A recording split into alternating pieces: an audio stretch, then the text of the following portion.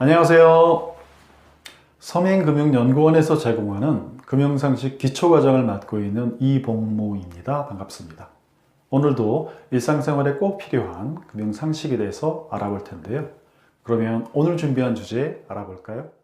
자, 오늘 준비한 주제입니다. 오늘 준비한 주제는요, 저축에 관한 내용 우리가 네 번째이지요. 오늘 준비한 주제는 원금 보장되면서 이자도 많이 준다고요? 라는 주제입니다. 자, 그래서 금리를 쫓다 보면 원금이 위험해질 수 있다라는 내용을 말씀드리도록 하겠습니다. 자, 오늘은요, 원금 보장에 관한 내용 첫 번째 시간입니다. 자, MBC 프로그램 중에서요, 점지적 참견 시점이라는 프로그램이 있습니다. 저는 가끔 보는 프로그램인데요. 작년 말에 개그맨의 매니저 편이 나왔는데요. 매니저가 은행에 방문한 이야기였습니다. 자, 개그맨과 텔레비전 광고를 찍게 됐다고 합니다.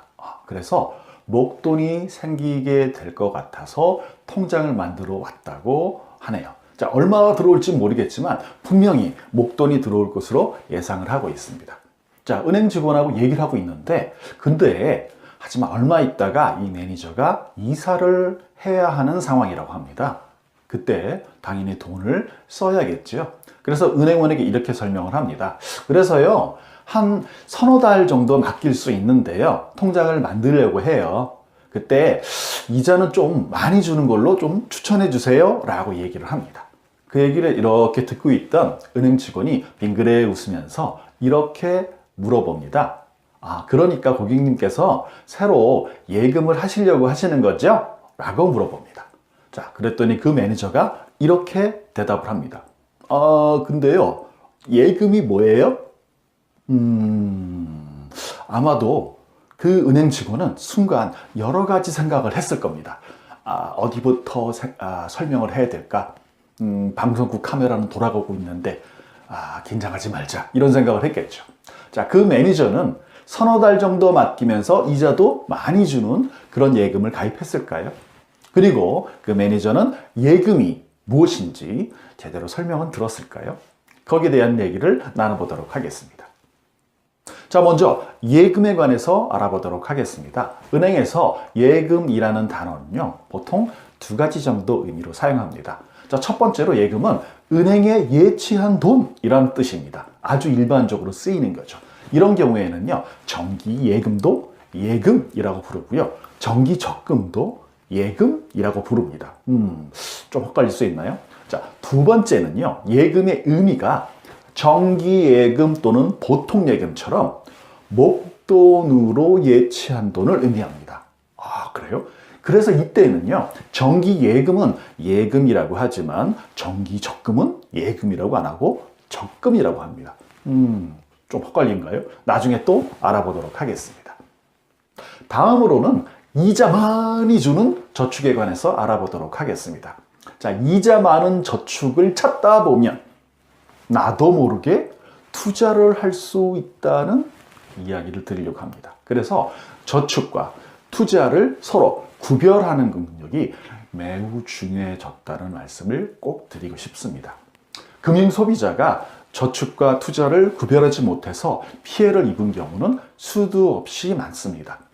특히 2011년에 부산에서 시작된 저축은행 사태는 보통 사람들한테 굉장히 큰 충격을 줬습니다. 은행이 저래도 되나? 이런 충격을 줬죠. 저축은행들은요, 5조 원 정도 이상의 불법 대출을 했고, 그리고 분식회계를 했습니다. 어려운 말은 나중에 또 말씀드릴게요. 그래서 은행의 재무 상태가 좋은 것으로 포장을 해서 결과적으로는 후순위 채권이라는 상품을 팔았습니다.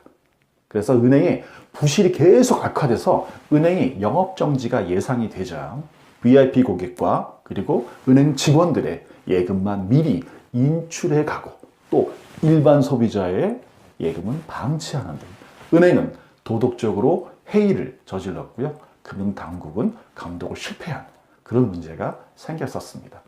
일반 소비자의 입장에서는요, 저축은행이 판매한 그 후순위 채권을 어떻게 이해했냐면 그냥 이자 많이 주는 저축으로 이해했습니다. 이자 많이 주는 저축으로요. 그렇기 때문에 예금자 보호법도 적용받지 못하는 문제가 발생했습니다. 자, 그런 얘기는 계속 이어집니다. 2014년에는요, 동양증권이라는 곳에서 기업업이라는 걸 발행했는데 이거를 보통 사람들한테 판매했습니다. 동양증권이 발행한 기업업과 회사채라는 것을 똑같이 원금 보장되면서 이자도 많이 주는 상품으로 잘못 알고 가입하면서 투자자의 피해가 많이 발생하게 되었던 것이죠. 자, 이제 저축과 투자의 차이점을 알고 서로 구별할 수 있는 능력을 가지는 것이 매우 중요한 세상이 되었습니다. 자, 어떻게 구별할 수 있는지는 오늘 말고 또 다음 시간에 알아보도록 하겠습니다. 오늘의 주제 혹시 기억이 나실까요?